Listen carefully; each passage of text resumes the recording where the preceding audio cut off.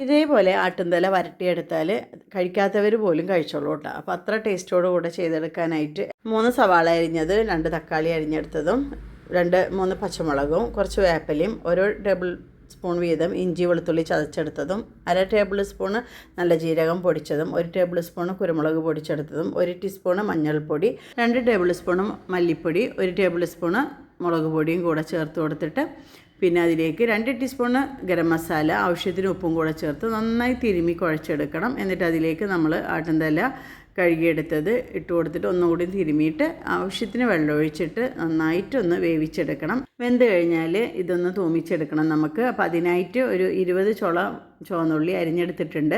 അത് നമ്മളൊരു ചട്ടിയിലേക്ക് വെളിച്ചെണ്ണ ഒഴിച്ചു കൊടുത്തിട്ട് വെളിച്ചെണ്ണ ചൂടായാൽ അതിലേക്ക് ഉലുവ ഇട്ട് കൊടുത്ത് അരിഞ്ഞു വെച്ചിട്ടുള്ള ചുവന്നുള്ളിയും കൂടെ ഇട്ട് കൊടുത്തിട്ട് കുറച്ച് വേപ്പിലയും കൂടെ ചേർത്തിട്ട് ഒക്കെ നന്നായിട്ടൊരു ഗോൾഡൻ ബ്രൗൺ നിറമായി വരുന്ന സമയത്ത് നമുക്കിതിലേക്ക് വേവിച്ച് വെച്ചിട്ടുണ്ടായിരുന്ന ആട്ടിൻതല ഇതിലേക്ക് ഇട്ട് കൊടുത്തിട്ട് ഒന്ന് നന്നായിട്ട് ഇളക്കി യോജിപ്പിച്ചതിന് ശേഷം അതിലേക്ക് ഒരു പിടി മല്ലിച്ചപ്പും കൂടെ അരിഞ്ഞെടുത്ത് ഇളക്കി ഫ്ലെയിം ഓഫാക്കിയിട്ട് മൂടി വെക്കുക. പിന്നെ കുറച്ച് കഴിഞ്ഞിട്ട് എടുത്ത് ഉപയോഗിക്കാം. അപ്പോൾ സൂപ്പർ ടേസ്റ്റോട് കൂടിയിട്ടുള്ള ആട്ടിൻതല വരട്ടിയത് റെഡി ആയിട്ടുണ്ട്.